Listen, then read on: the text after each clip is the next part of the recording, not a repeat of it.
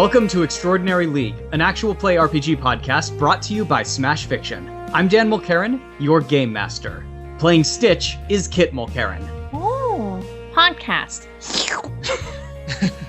Playing Mordin Solus is Colin Mulkerin. So far, having a character who's an alien doctor hacker spy is proving highly valuable. Valuable or invaluable? Forget which, doesn't matter.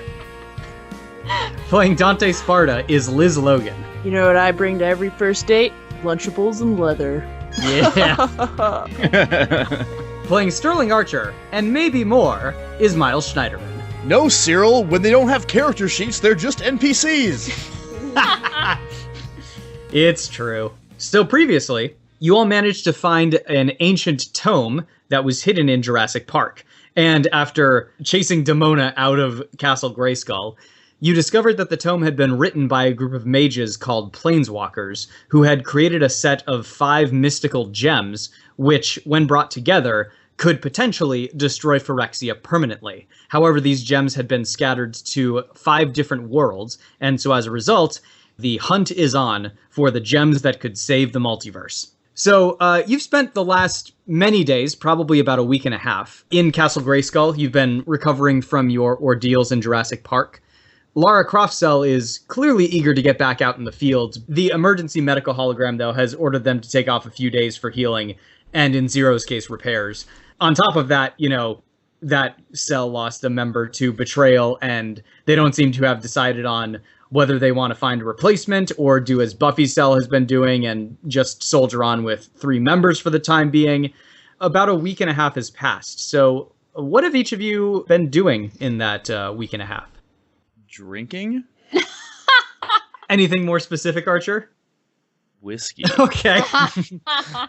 Where are you getting it? They have stores in Castle Grayskull. Every now and again, Nice. Some members of the League will head out to the nearby cities and get supplies. When you're fighting alien invaders from beyond the universe, you gotta liquor up every now and then. All right, so you guys got to try some of this Eternian moonshine. I don't know what it's made out of. It may or may not be the cause of this burning feeling in the pit of my stomach, but it's also amazing. The inside of your liver is looking like the red, rocky, blasted landscape of Eternia right now. Well, when Stitch goes over to it, after just a single sniff, the hair above his nose just crinkles up, and his body stiffens, and he falls backward like a plank. I'm just imagining that it has like the, you know how like in cartoons when it's alcohol or poison or something, it has like the skull and crossbones Or just depicted like on 3 it? X's. Yeah, it's that, but it's Skeletor's face. Oh, I love it. So Where the hell basically, did you guys get That's this? a good shit. Yeah. so Archer, you've been wandering the castle, just basically getting progressively more and more drunk and less coherent. You know, hitting on everything that moves. Oh, no. Sure. Uh-oh, I move. I imagine, yeah, I'm hitting on you, buddy. I imagine that he's been slapped numerous times with various levels of strength in the Marvel RPG system. Right. Which may or may not have been detrimental to his overall hit points. Yeah, well, the good news is you've learned a really quick and easy way to set your jaw back into place, which you've had to use a couple of times now. As you're walking through the hallways, just having reaffixed your jaw and enjoying the fact that the alcohol serves a dual purpose, both before and after the attempted seduction. I swear to God, I'll never complain about Lana's hands again. Yep. That one had claws. As you're walking down the stone hallway, you come across Roland sitting on the stone sill of one of the larger windows, looking out over the red rocky landscape of Eternia. As you're walking down, he turns and he fixes you with a thoughtful gaze. Roland, how's my favorite gunslinger, buddy? He nods at you and glances at the bottle in your hand. Enjoying yourself, then?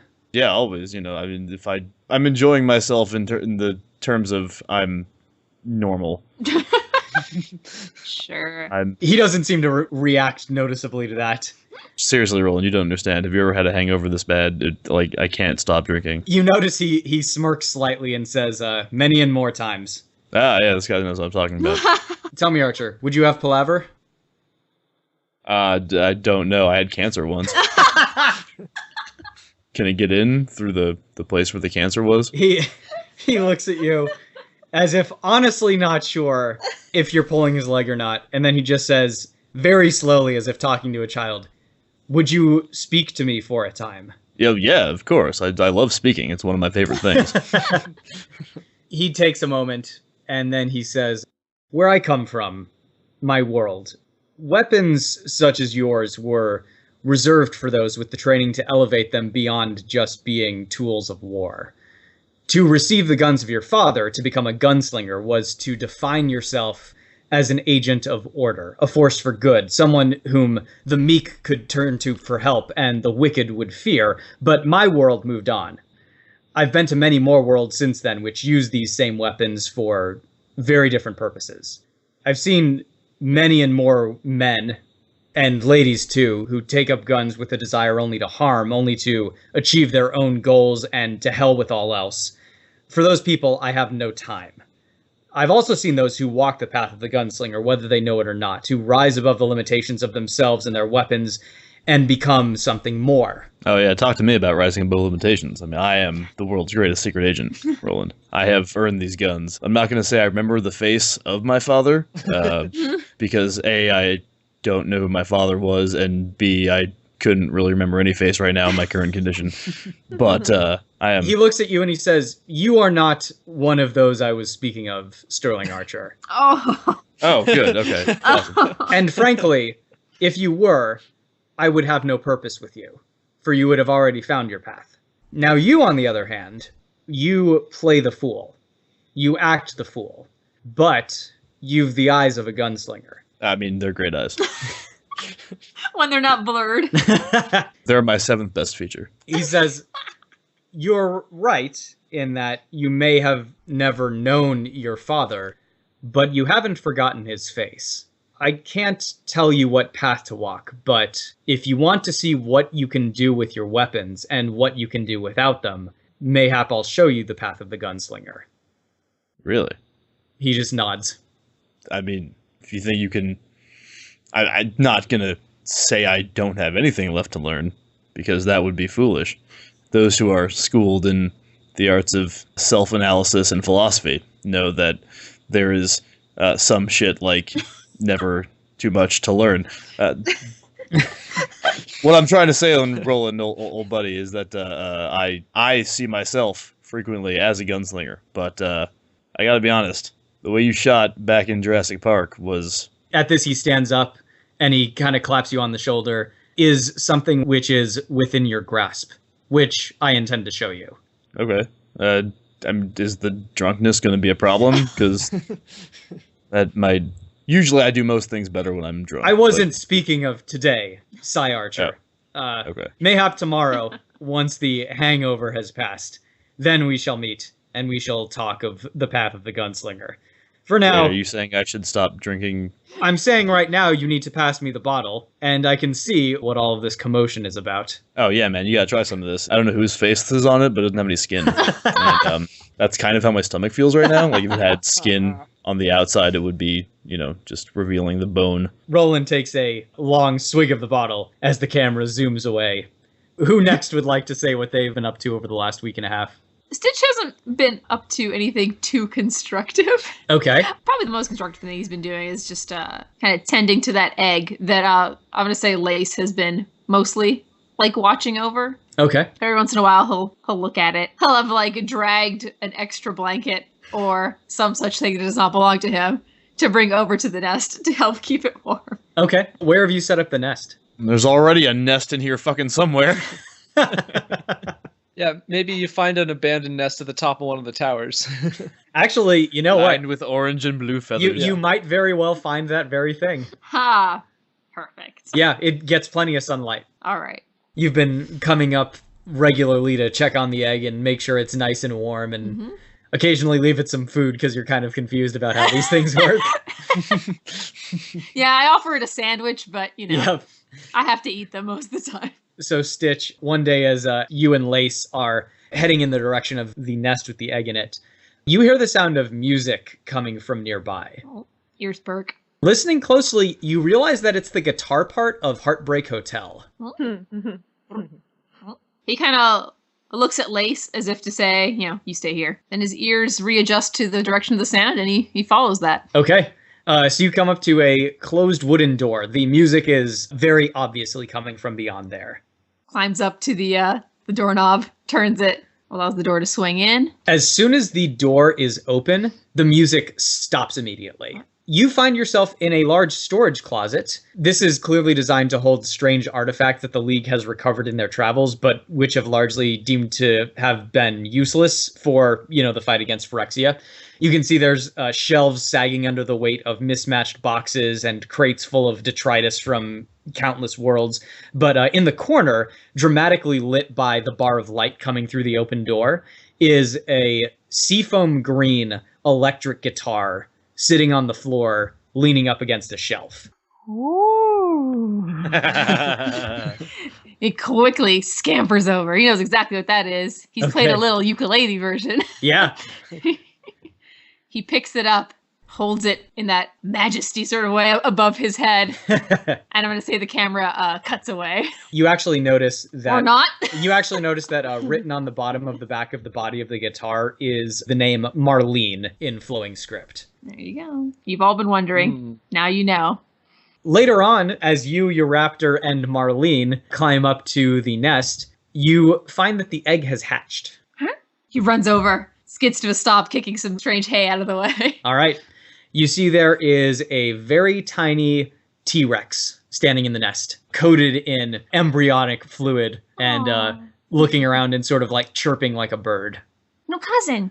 He looks back and forth from Lace to the little Rex, and the raptor looks a little suspicious. Oh wait, this isn't a raptor. Its expression seems to say. How tiny are the arms of a baby T-Rex? Oh, super tiny, like pencil eraser tiny. Just little nubbins. I feel like they're actually pretty big for babies, but yeah. No, this one is really small. This one's like bizarre. So like how small would you compare it to an animal that exists today? I mean, the T-Rex is probably like 6 inches tall. Oh. Yeah, it seems really small for some reason. Okay. All right. Oh, that is a little. Yeah. Oh, it's a little mini Rex. But yeah, it looks up at Stitch and opens its mouth, revealing a couple of rows of rounded tiny teeth, and lets out what might be a roar, or might be like a chirp, or might be just a little squeak. But it looks very mighty standing in the giant nest around it. There's a few bits of eggshell that cling to its head. Stitch is going to help remove some of those extra pieces of shell, and then offers it a little bit of Lunchables. It only seems interested in the pepperoni for some reason. Dante's gonna be like, "Where the fuck is where? I know I had some more here." Someone went through all the Lunchables and picked all of the pepperoni out of them. Damn it. Yep. That is the greatest sin. Speaking of, why don't we move to Dante now? Dante, what have you been up to? Well, as usual, I've been walking around shirtless a lot, getting some sun. Sure. And Some sun. just showboating around, practicing. I think I've taken up residence in a turret right next to Stitch's little weirdo dinosaur nest, and I've just been practicing sword moves, obviously always directed towards Lara Croft. Of course. I feel like maybe I've tried to say a couple of times, yeah, see that little cute blue fuzzball over there? Yeah, I trained him from birth. I took care of him. I swallowed him in blankets. I'm a loving person. And you can Sometimes be a part of that. for the whole sentence, those are what you like to call a good day.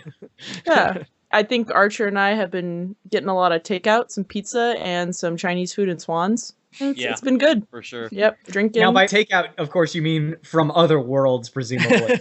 Yes. Oh yeah, we've been vastly misusing the DDC technology. Despite Mordin's warnings that, interdimensional travel might draw the attention of the Phyrexians, it is not. Yeah, and Doc Brown, Look, of man, course. some things are worth the price. Yeah, Doc Brown food and keeps, drink, very important. keeps worrying about paradoxes or some such. Do you want paradoxes? Yeah, exactly. Because that's how you get paradoxes. paradoxes.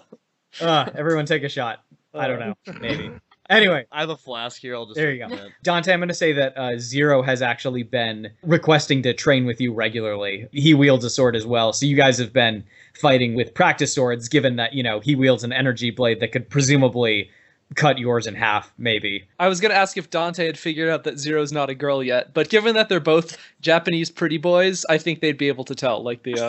Yeah, I mean, they're from the same company, so I feel they have a sort of primal understanding. You mean they've met at the company meetings? Yeah, exactly. Dante, one day as you're doing your shirtless circuit around Castle Grayskull, on the lookout As I'm for giving everyone high fives, yeah. Yeah. I'm just throwing imagining it up. I'm imagining you wearing like a sandwich board sign over your bare body that just says free high fives. That would cover his abs. Just got to write it directly on the abs with Sharpie. As you're going about the castle, you hear a female voice from behind you say, Hey, you're that Dante demon Alighieri guy, right? Yep, that's me. Why haven't you been rolling for your demon runes? Oh, right. Liz, by the way, I want to talk to you about that. Because we totally forgot about that last session. Like the last 2 or 3 sessions, I think. Yeah, I have something else in mind for how that's going to work now. Anyway, so Dante, you turn and you see that there's a well-built and very attractive young woman wearing a long-sleeved shirt of Chinese design. She's carrying a small backpack over one shoulder and has red pigtailed hair. You think, based on the descriptions, that this might be that Kasumi woman that Archer's been trying to spend time with. Wait, do I know that? Presumably, he's been talking about her. Yeah, I don't imagine that Archer would make that a secret. Yeah. Let's see. How subtle is Archer? Let's think about this. On a scale of 1 to 1. Yep. The only thing I could think of to say to her is, would you like to see my Lunchable collection? Is that what you said? Fuck no! Okay, all right. So you say I don't nothing then, as you established that was the only thing you could think of, so you just stare off into space? Yeah. I feel like I just kind of look at her and I'm just like, so what do those pigtails do? Oh, God. Oh my god, no. She looks at you like kind of confused and says, "It just keeps my hair out of my face." Like apparently missing whatever innuendo you may have been like flailing at. I like move my own hair out of my face. I'm like, yeah. She says, "You're in the same cell as Mordin Solus, right?" That scaly alien thingy? Sure. Yeah. God, Yeah, I so guess hot. so. Do you know where he is right now? No, but I'm right here, and that's all that's important right now. God. Okay. Well, not really, but good point, I guess. I got something. Oh my god, come on, follow me, we'll find him. Well, I kind of got to take a shower first, but if you can, I don't know, like, do you know where he usually is? What, do you want to take a shower with him? No, I'll bet she just reeks of I him. just wanted, I have a to-do list that I need to take care of, and I'd like to take care of it. I could probably take care of some of those things on your list. Okay. Oh, all right. All right. You know what? You've been great. I'm going to keep looking. So, great. A lot of people tell me that. She turns and walks off down the hall. See ya! Mordin, what have you been up to? God, so many things to experiments on. I just don't even know where to begin. Still got that Dilophosaurus venom. Yeah, I understand that pretty well. I'm just saving that for a rainy day to throw in the eyes of someone who, irritates me. But yeah, I guess I'm just doing more experiments on the pith driller. I've probably given up hope on the egg for now. I snuck my way towards there a couple times to try to put some needles in it, and then got attacked by a velociraptor every once in a while. So I think I'm just sticking to the pith driller for now, seeing what information I can get out of it. Cool. Why don't you roll me a reason, and I'll give you a bonus for, I'll say treatment. Okay. Reason is amazing, and so with treatment, that bumps up to monstrous. I am monstrous at performing autopsies. Yeah, sounds about right. So I So get what is a it? yellow. Okay, cool. You are able to do some pretty in-depth DNA scans of this thing. You're able to trace the genetic modifications that the Phyrexians did to make this thing into the creature that it was. And they are not subtle about the way they modify creatures. They went total brute force directly into this thing's genetic code, deleted entire segments of DNA, kind of inserted their own whether or not it fit. These creatures, at least, are totally unviable in terms of long-term sustainability.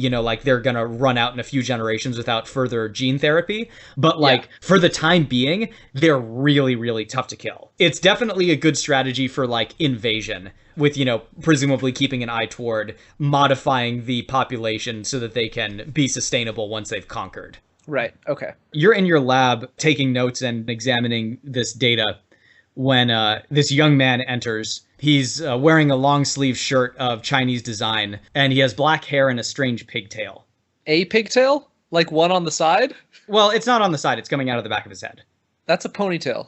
It's kind of like knotted up in a few places. Hold on, let me get on the like hairstyles wiki and make sure we're getting our terminology correct. I'm sure Mordin's like, I must analyze this.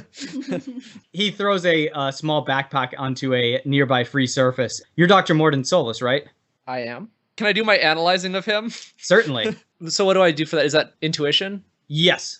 And do you have assessment? Yes. Okay, so you can get a bonus there. Cool, because yeah, that's what Mordin does to a shepherd. I got a green. So I barely got a green. All right, so first of all, his hair is slightly damp. And secondly, his clothes are stretched in some odd places. I think I might know what you're doing here, Dan. Okay. Hair slightly damp. Has it been raining outside, Dan? No, it has not. Someone's been showering with Archer. Yeah, I was going to say. Everyone's been showering with Archer. Hair slightly damp, but no weather outside. Perhaps came from another plane while there was weather. No dimensional traffic recently. Bathed recently, but this time of day, perhaps worked out. Maybe wishing to impress someone. Clothing stretched in unusual places, not sized for someone of your body. He stares at you and he says, yeah, okay, so, Dr. Solus, my cell recently recovered a weird device on a mission we went on to another world. It was damaged, but I figured that either you or Doc Brown could maybe figure out what it was and put it to good use. Are you doing Ranma right now, Dan? I might be. That is all? Okay. I mean, all right. Wow. I mean, Wow. Dante never saw Kasumi, so Yeah. maybe the redhead he saw wasn't Kasumi after all. Thought that might be Oh my god. Great. Great. So the man reaches into the backpack and produces something from it. It's small but relatively heavy, made of dark metal and white plastic. It kind of looks like insectal in appearance. It would almost look Phyrexian if not for the obvious overtures made toward making it aesthetically pleasing and sleek looking. It's taken some damage, but most of the real damage looks like it's cosmetic. You think you could probably get it working with just a few kind of like tweaks to the system. Can I tell what its function is at this point? No, you'd have to give it some test runs. Okay. Interesting. Looks expensive. The man shrugs and says, I mean, I guess so. You think you can do something with this? We'll try my best. All right, well, I'll leave it to you then. He leaves it on the table, nods at you once more, and then turns and walks out. So listeners, to clarify what's going on, in this game, the heroes get a resource called karma, which they can either put into their karma pool, which they can then spend to improve their roles during play, or they can put it into their advancement fund, which they can then spend in between sessions in order to improve their character. Many times improving their character involves getting new gear, and for Extraordinary League, all the gear comes from different fictional properties. So in between the last session and this one, Stitch purchased Marlene, which is Eno's electric guitar from Guilty Gear, and Mordin purchased the portal gun from the Portal video game. Mordin gets a portal gun. Mordin gets a portal gun. Yeah, so- Mordin gets a portal gun. So Mordin, Mordin gets portal. after making some repairs, you find that the device is able to open and sustain wormholes on conductive surfaces of sufficient size, but you're thinking this might require some further testing, maybe some field testing, just to be sure. Looking forward to field testing. Yes. Yeah. Eventually, you are all called into one of the meeting rooms, with the exception of Archer, who has made it clear that he wishes to invest his time in gunslinger training for the time being. He's going to go off and live on a farm, is what I'm hearing? Yeah, that's the idea. He was when we left him there, he was chasing rabbits. Drunkenly. That's right. As Stitch, Dante, and Mordin step into the meeting room, dominated by a large oval-shaped stone table with high-backed and uncomfortable stone chairs, you see that Buffy, Zelda, Doc Brown, and a young Asian woman dressed in goth clothing are seated and waiting for you in the meeting room when you arrive, and the Planeswalker tome is sitting on the table in between them. Zelda speaks up as you guys sit down. I noticed that your cell doesn't have anyone who can actively use magic and cast spells, so I spoke to one of our newer recruits about going with you for this mission and seeing if she's a good fit. And she gestures toward the young goth woman seated next to her, and she says, Nico may be young, but she has an astonishing command over sorcery, and I think that she can help you considerably. Well, I've yet to see anything that can't be explained. Haven't come up with the explanations yet for all of it, but... Stitch kind of walks on all fours because he has to, because the guitar is too big for him to walk upright when it's like strapped to his back now. Yeah, pads over to Nico and looks up and gives his big toothy grin with a hi. Do you want me to start playing her now? Is that what we're... Yes, please do. Miles is now playing Nico Minoru. In Extraordinary League, I allow players to have multiple characters, but they can only play one at a time. So Miles may return to Archer at some point, or he may stick with Nico, or he may move on to another character. But for the time being, he is Nico. I really enjoy playing Archer, and I know a lot of people have told me they've enjoyed it. And it's not that I don't find the character fun, it's just that in many ways his skill set is kind of overshadowed by the current party. And as much as it is a good time to be the kind of, the comedy person, I just thought I'd change it up a little bit. And I definitely will return to Archer, because he is super fun to play, and I'm really stoked to see what he's like after he's had some gunslinger training. Yeah, I'm looking forward to adding some gunslinger skills to that character sheet, Miles. In the meantime, I just figured the party could use some injection of non-white guy / aliens. Yeah. Come on, ladies. Mordin, I mean, he is a white guy in that he is white in color. Yes. But in clothing, I He suppose. wears white, yeah. well, no, he's like white and red in places on his He's body. He's definitely male. Yes. At the very least. Also that. All the characters are male, but now, not so much. So anyway, in response to Stitch, I suppose it'll just be a hi. Stitch, is your raptor with you? No, Stitch left her up there to watch the baby. Okay, cool. Yeah. Buffy speaks next. As luck would have it, Nico will have a chance to see how she fits in with your group. You guys can all tell that Buffy is still obviously cold toward you, but she's not allowing her dislike for what has passed between you to interfere with the importance of the League's mission. She's still all hurt about not Still getting can't to get over save- the fact, we broke her favorite toy. Yeah, exactly. Jeez. Wow. We didn't kill. Oh god. All right. I'll make you a new robot, okay? Well, I mean, if you guys could spend these in-between mission segments trying to talk to her. Just saying. Anyway. Too many autopsies to perform. That's part of Zelda and Doc have been busy trying to match the descriptions of worlds given in the Planeswalker tomes to worlds that we've investigated, and we think that we've found a match. One of our forward scouts reported back that he may have found a lead in the world he's currently embedded in, and we'd like to have you investigate and see if you can locate the gem. At this point, Doc Brown begins to pass out some small metal and plastic devices that are about the size of decks of playing cards, although they taper into a triangular shape at the top. From what our scout can tell us, the natives in the world you're going to are superstitious, mistrusting of outsiders, and quick to resort to violence, so I've used some of the technology from the emergency medical hologram to develop these holographic disguise projectors. Now, each one comes preloaded with 6 different disguises of various ethnicities and social classes, so you should be able to blend in with most societies that you may end up interacting with in this world. Right, these people are going to blend in. That's what the disguise projectors are for. Is Mordin impressed by the Okay, technology? whatever you say. Is Mordin impressed by the technology? I'm going to see how advanced these things are. I feel like the holograms in Star Trek are better than the holograms in Mass Effect. They're impressive. You have to grudgingly concede that in this one isolated case, Yeah. you might have something to learn. I like booted up and I was like getting a quip ready to talk about his inferior technology, and then I'm like, oh, well, I guess these are okay. Yeah. Any questions you wish to float by at this point? Nope, Stitch is just sniffing Nico now. Okay. Hey. Our forward scout is going to meet you at the extraction point when you arrive, so he can probably give you a much more detailed overview of the world than we could. Would it be the intraction point at that point? Everyone looks at Mordin. I'm already regretting Insertion point? What's the... Just because you're not using it for extraction doesn't mean it's not also an extraction point. You could use it for extraction, you just choose not to.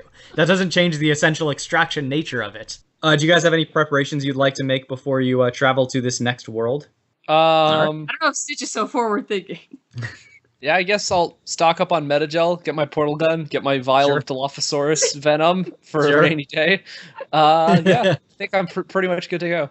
I'm just quickly going to go up to Buffy and just speak softly and be like, all right, I know that you said these people did well on their last mission, but really? Okay, so the camera pans back over to Stitch and he's like picking his nose with his tongue. Buffy glances over, sees Stitch, sighs audibly through her nose. They are competent, despite what they might seem. Just be careful. Watch out for yourself, okay? But you can do this. I've seen what you can do, and I haven't seen a lot of witches in my time that can do the sorts of things that you can. So just do your best. They have the opposite of fashion sense. That's very true. Buffy knows what I'm talking about. So the 4 of you head over to the arrivals room. Mordin produces the DDC, hits in the coordinates. The white crackling field erupts from it, surrounds you. Again, the sensation of falling in every direction at once. And then the white crackling field dies away. And the first thing that you all notice is the smell. It's strong and persistent. It's mud and sweat and waste, human and animal alike, along with incense and fresh-baked bread, rotting fish, and distantly the scent of the sea. This scent is unmistakably that of a city, but it's one without any hint of industrial pollution. Oh my god, I might puke. It seems as though you've emerged on a rooftop of a 3-story building made out of wood and stone. You lucked out in that regard because while many of the buildings around you are made of similar materials, there are some that are more distant that are constructed of simple mud brick with straw-thatched roofs. The city stretches for miles in every direction, with buildings of varying sizes crowding each other for space between regularly spaced cobbled roads and unpaved muddy roads that slash through at unpredictable angles. Off in the distance, standing dramatically against a brilliant blue sky, is a towering castle, which is pale red in color, rising above any other rooftops in the city, overlooking a stretch of blue water. Is this the past? This had better not be the past. Yeah, Nico's had some bad experience with time travel. Yeah. Last time I smelled this was Tachanka. Wonder if I can alter my force field to not allow the smell to get through. No, wait, that would cause asphyxiation. Never mind. A man is regarding you calmly from the rooftop, from where he's sitting atop a rain barrel.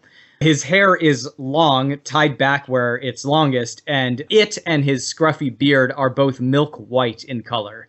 His skin is pale, and he studies you intently with dark gold eyes. He's wearing light chainmail and leather armor, and he's carrying a pair of swords strapped to his back, and a small crossbow hangs from the leather belt on his hip. Albino.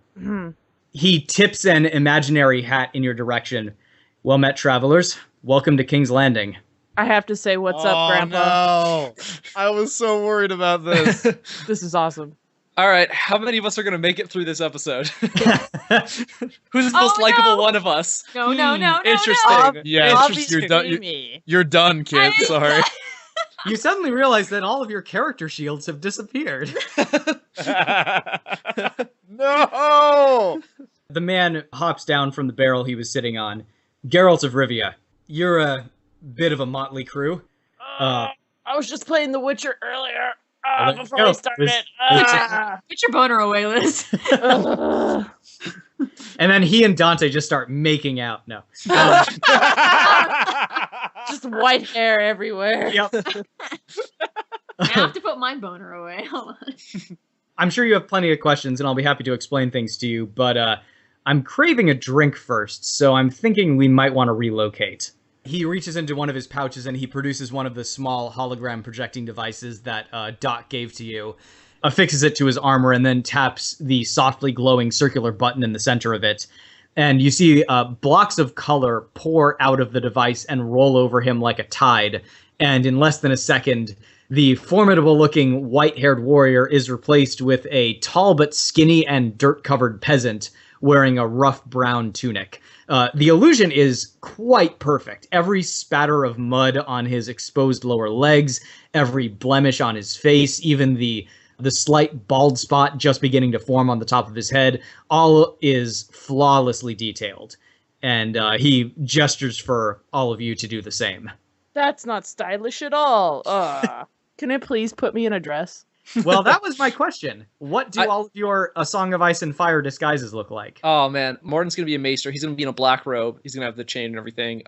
Middle-aged. I think he's going to probably be, like, pretty healthy looking, but just kind of getting up in there in age and, you know, sparkly-eyed and wise looking and that sort of thing. Do you have an Element Zero link on your chain? Oh, totally. Which of course, you forge from mastering quantum physics and Mass Effect. Yeah, a mysterious glowing blue link on the chain. Stitch is gonna look like a medium-sized mutt that's seen some shit. Okay, so a rough street dog. Yeah, it's got like long, like kind of German Shepherd-esque ears, but there's a few chips taken out of them in the same spots that Stitch's ears have those spots. Nice. Dark eyes and it's that kind of like almost bluish gray fur. Nico's going to be dressed in the colors of House Morgan of Crow's Nest, Okay. which is a house of the Stormlands. Their arms show a black crow in flight on a storm green field. Nice. That color scheme with nice clothing, but not too nice. You know, the Morgans aren't exactly. Yeah, you're not royal or anything, but you know Right, right. you can afford to clothe yourself well. Yes. Yeah. Probably dark hair Sure. as usual because Stormlands. Can you just say the word doublet for me, Miles, so that I feel like I'm reading Song of Ice and Fire? doublet? All right, great, awesome. And we will eat our neeps with our nunkles, and not talk much with them because words are wind. Yeah, the next time you guys eat, strap in. I think the thing picked up on the red jacket, so I think it's gonna make me a red priest roller. Oh man. No, And I was I'm thinking gonna totally not understand anything about how it works. But that's exactly what I'm gonna be. Roller. Yeah, that's how I say it. Oh man, that's how gonna get you Dante into some, says it. Yeah. that's gonna get you into some trouble, Dante. What is Exactly. what is your physical appearance look like? Still beautiful. Okay. And red cloak, some red leather armor, my big ass sword across my back to intimidate, and yeah, keeping the white hair. So you're basically just Dante, but with Yep. a robe. But now I have religious clout. Dante, So I'm gonna nothing say could go wrong. Dante, I'm gonna say that your disguise system is slightly malfunctioning. So Just can't handle your awesome. yeah, it just replaced your clothes. But No, or do we want to say that Dante like messed with it so that it wouldn't change his Yeah. face?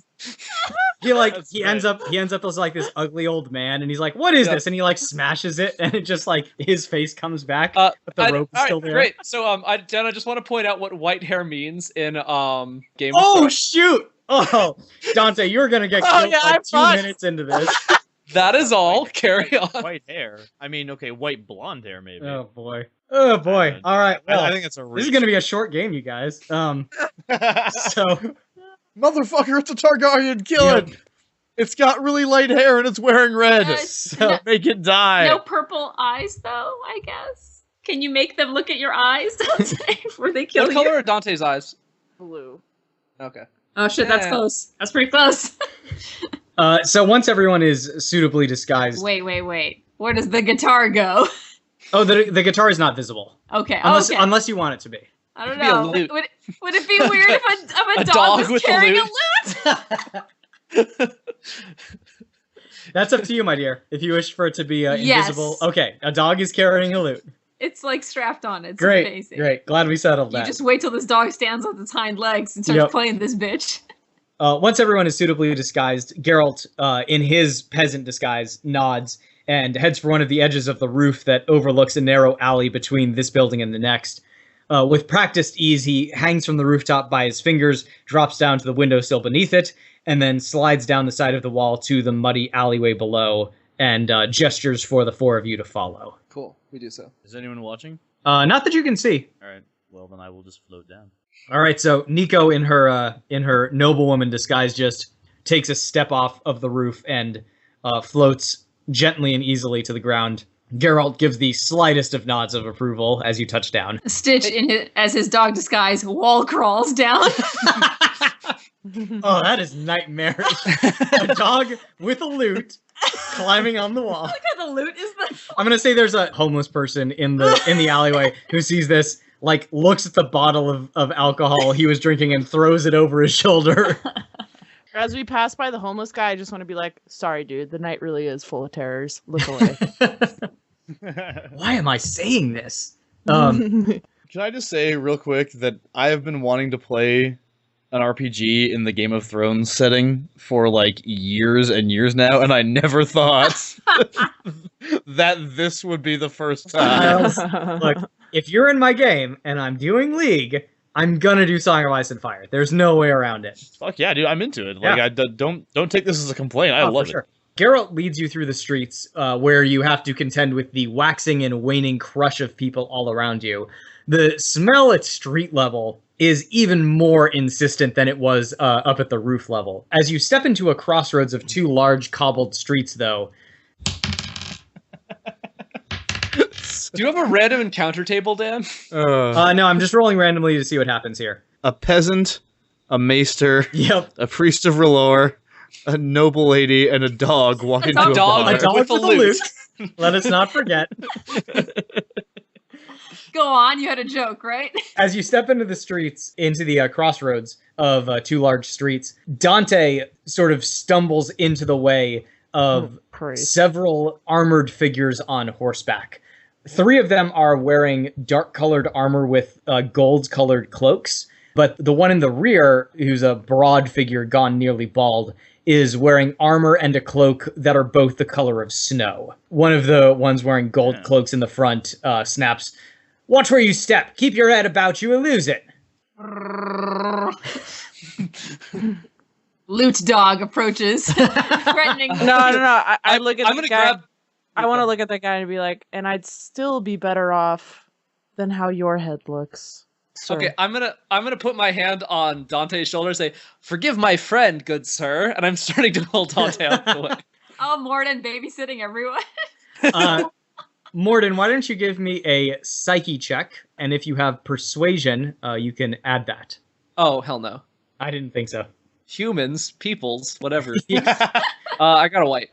Okay, so the guard that Dante insulted, his face turns bright red, and he looks like he's about to say something. And Geralt... Hey, look, you match my jacket. Cool. Geralt steps forward, bowing and scraping obsequiously. "Begging your pardon, my lord. My companions are a mite touched. They're heading for a sanatorium. It's a big fracas, you understand. Please just let him go this one time." And, Mordin starts chewing on his chain. Okay, look. May the Lord of that Light isn't- burn you in eternity. Good day. I know you're not from here. That is a Knight of the Kingsguard. Show some respect. I should mention that we know canonically that Nico is familiar with the setting. Oh, that's true. May the Lord of Light definitely burn you in all of eternity. I'm going to say that Nico doesn't remember enough about this setting for it to be at all useful, because it makes no sense for why she would know about this other universe she stepped into. But she used a winter is coming spell once. That could just be a thing. Burn them all. So, The winter is coming spell made a giant wolf's head made of ice. That's pretty damn sweet. well, I hope you remember to use it in this world. Geralt's bowing seems to mollify the guards enough that they are content to ride on with some dirty glares at Dante. Once they go, Geralt says, "What in the God's name is one of the Kingsguard doing this far from the Red Keep? The royal family must be good and terrified of this talk of uprising." Yeah, and can you not offend the first person you meet? Miles, I am so not used to you being the voice of reason here. This is real. know. What are you talking about? Yes, you are. That's true. I can relax a little bit. That's good. I don't have to. Yeah, I think Mordin looks towards Nico approvingly and gives a little nod. Like, I think we traded up. This is like a Telltale Games thing, and it's like Mordin looks at her and it says, Mordin Mordin greatly approves. They're like, Dante, we'll remember that. Yeah. Yes. All right. So I'm going to turn to Geralt and say, what is it exactly we're trying to accomplish here? Bar first, questions later. And he keeps walking through the streets. This guy. So where exactly are we? So you guys are... I ask him. We're in one of the poorer districts. There's a tavern I've located around here, which frequently goes unnoticed by the powers that be. It's a good place to meet with contacts and informants without being noticed. Eventually, he does take you to the destination he has in mind, which is a tavern so small and narrow that, like, looking at it from the outside, it appears as though it's being actively squeezed by the buildings on either side of it. There's a shingle depicting a barrel with the head of a dog poking out of the top that swings above the front door. Geralt pushes open the door, and the 4 of you enter the bar. You find yourselves in a small, poorly lit room with scattered tables and a few private booths set at odd intervals into nooks in the walls. The barkeep barely looks up as you enter, as he is currently engaged in a heated argument with one of the patrons seated at the bar about his tab. Geralt glances over at you and tilts his head in the direction of one of the booths in the back. "I'll bring us some drinks," and then he heads for the screaming barkeep. Once you are all seated, and I'm curious as to whether or not Stitch is sitting in the booth. He's actually gone over to another table first Okay. upon entering. He thinks And, he's people. And he jumps onto a table and kind of looks at Archer lives on. this patron's food. Sniff, sniff. Decent enough, he thinks. And then he just pops it into his mouth with his little dog paw. Okay. Are any of you reacting to Stitch's action, or are you just letting this happen? Yeah, I drag the dog back over to Artis. Okay. Nods on. approvingly. Hey! The patron in question is currently swinging her hat, trying to swat Stitch with it, saying, "Control your animal!" Thank you for your donation to the Lord of Light. Much appreciated. She looks very confused. Come over here now, Snuffles. Come on. Once you're all seated, Geralt comes by. He sits at the table, bringing a round of wooden flagons with him. Once he passes them out to everyone, including the dog. He is sitting like people. Yep. Geralt leans in slightly toward all of you. So I've been looking into this gem that you're after. It sounds like it's an emerald, or something damn close, about the size of a hen's egg. Hen's eggs only come in one size. I mean, gives you a rough idea as to what size it is. I'm just making a joke. Yeah, thanks, Miles. That was super funny. Super. I thought Hang so. on, hang Shut on. up, Archer. Shut I need up. to hold for all this laughter that's going on. Ooh, Miles will remember that. Oh, no! In this world, someone dug up this emerald years back and called it the Stone of Grace. I've been tracking it as best I can, but good reliable knowledge in this world is damn hard to come by, so best lead I've gotten is here in King's Landing. Did you see that big red castle up on the cliff? Apparently the best and biggest library for 100 leagues is in that castle, so if there's anywhere we can find records of this thing, it'll be there. The problem is, it's not exactly open to the public, and the whole city's got its sphincter in such a clench over threat of invasion that they're looking for anyone to send to the block as an example, so if you're wanting to get into the library, then you'd best do so smartly. Stitch is making small buildings and dinosaurs out of the food he's been given, as well as the various utensils that people weren't done using. Okay.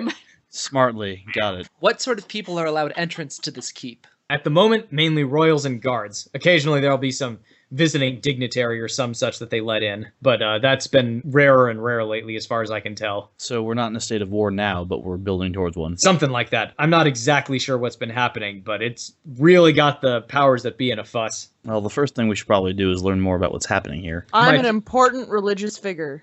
I could get in. Not here, you're not. Here you are a curiosity, sir.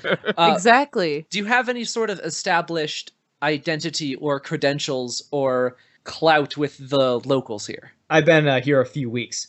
I have a few different identities that I can use to gather information or get favors if need be. Anything approaching something that would get us entrance to the castle? At the moment, all it's been able to do is get me an idea as to what the castle looks like. He draws a piece of parchment out from one of his pouches and a piece of charcoal, and he begins to sketch out a little drawing. There's really only one entrance, far as I can tell, and it's through the front gate. Once you're past the front gate, you're in an inner yard which has several buildings, and then there's a smaller dry moat that's just full of spikes. And then there's a keep within the keep, which they call Major's Holdfast. That's where the library... Magors. Sorry, my out-of-character knowledge is going crazy right here. I'm like, the Mudgate, the See, Mudgate! this is why I hesitated doing this. It's in this keep that the royals live, and it's also where the library is. So you'll have to get in there if you want it. Now, if I'm any expert on this, I'm guessing there's secret passages in and out. So that may be one option open to you. Trying to sneak your way in over the wall might be another, or trying to pose as someone who would be able to gain entrance is another. Or he shrugs and says, you're all from different worlds. You may have all sorts of things available to you that I couldn't even think of. So there are options aplenty. It just kind of depends on how you want to approach it. Out of character, I definitely think that we need to try to lie our way in and pretend to be people that we're not. Agreed. In character, Mordin is really good at stealth and has a portal gun.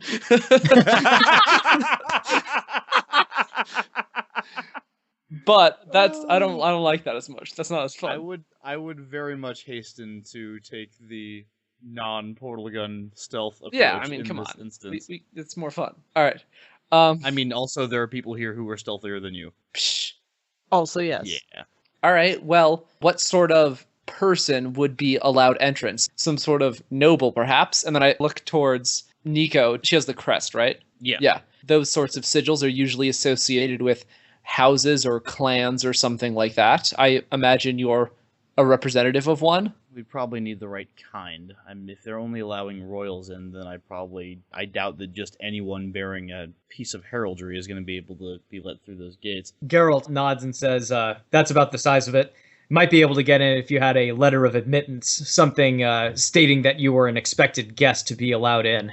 The first thing we should probably do is try to find as much information on this place as we can. We're not going to go very far lying and sneaking our way through if we don't have a decent cover story. Cool. Can we do some sort of like gather information thing where we like have a little montage and then we make some rolls and you dump some knowledge on us? Yeah, absolutely. I like the idea of us getting some background knowledge on the basic broad strokes of Westeros and the kind of current political climate and stuff like that. And some of the basic glossary back of the book terms and slang of Westeros that we can learn. So Geralt leans forward over the table and he begins to share the sort of necessary and obvious background of Westeros that you'll need in order to carry on a conversation with anyone.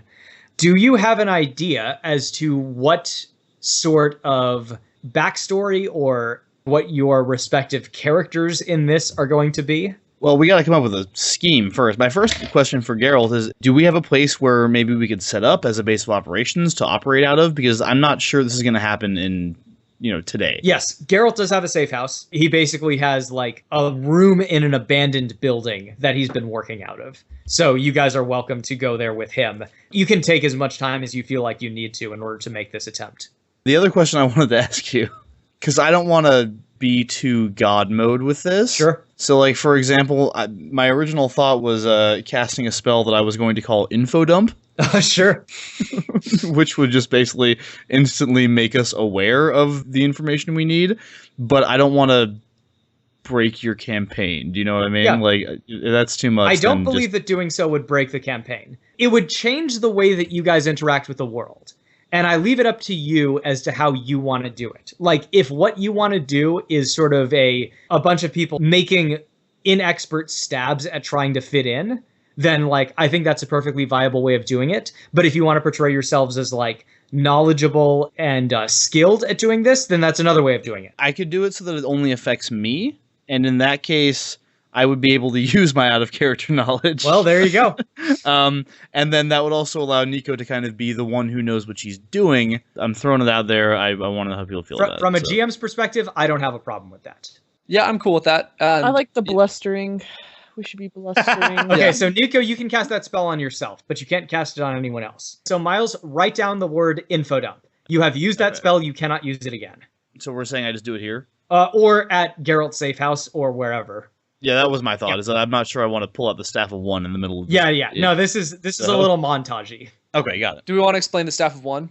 So the Staff of One is a magical instrument that allows me to cast spells that are coded to certain phrases or keywords. However, I can only use any given phrase or keyword once. Okay, what's the setup that you guys are going to use in order to get in? I assume that Nico will be the sort of focal point, like the noble that needs to get in.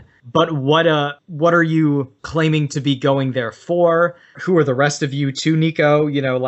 When you first presented this with us trying to get into the Red Keep, my first thought was we should all become a traveling play company, get so famous that we get invited to the Red Keep and put on an amazing play.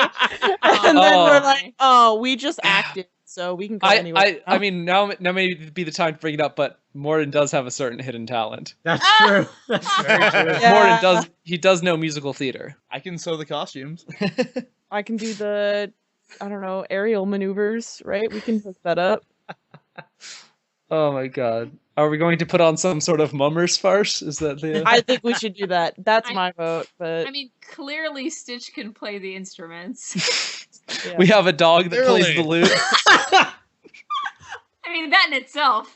That's worth the price of admission alone.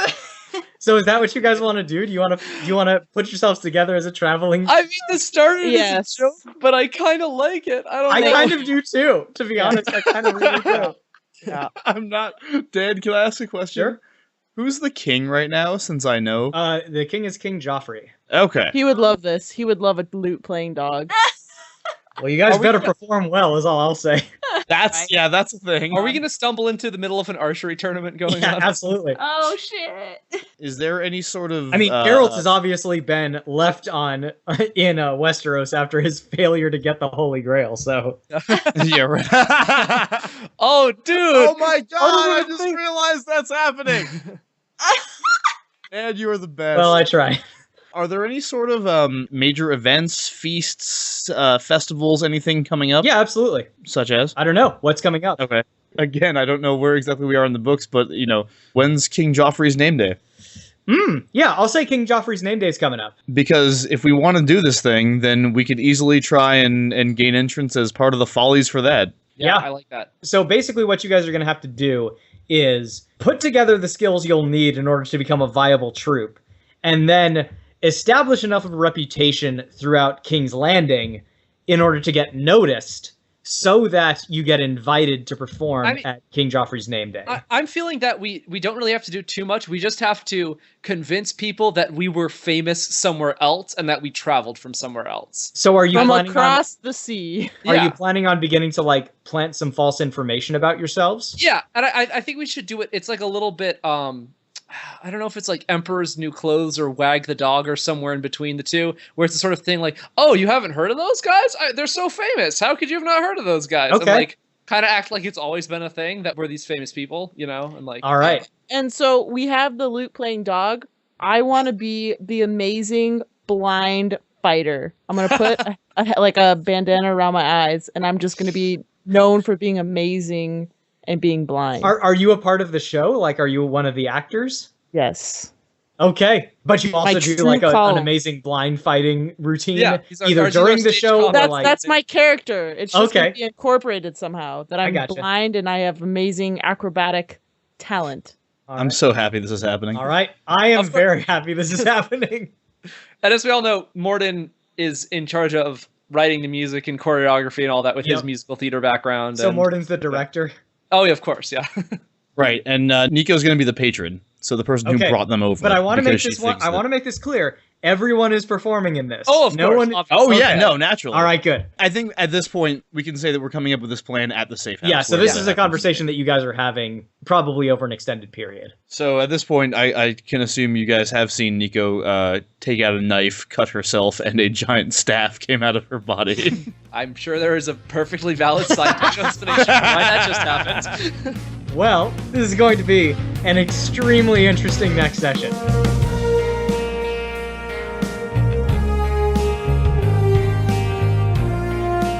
Extraordinary League is produced by Miles Schneiderman, with logo design by Colin Mulkerin. Special thanks to Kevin MacLeod for our theme song, which is called Motherload. You can find his works at www.incompetech.com. You can follow the Smash Fiction Podcast on Twitter at SmashFicPodcast and search for us on Facebook and Tumblr. Subscribe on iTunes, and if you leave us a good review, we shall become more powerful than you can possibly imagine. If you have any suggestions, feedback, or other contributions, send them to us at smashfictionpodcast@gmail.com and help us continue the fight.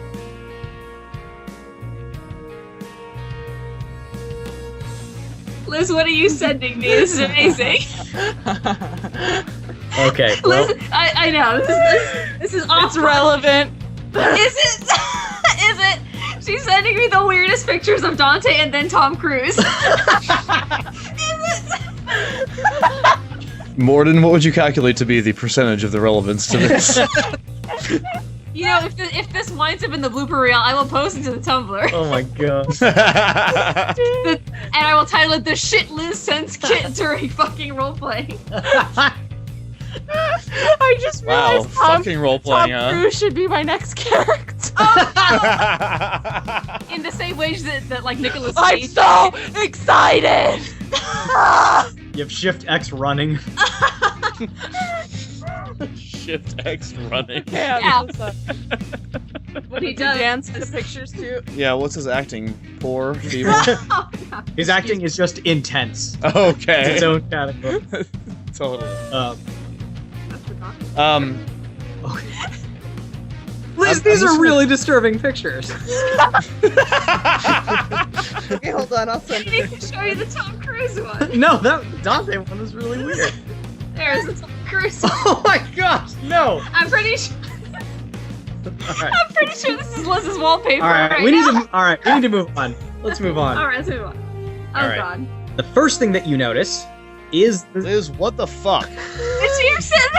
Are you sending it to other people? You must. Sorry, go ahead, Dan. We were having a moment. I couldn't let everyone. this is definitely more important. This, Oh my god, what are you doing to me? Roll to derail plotline.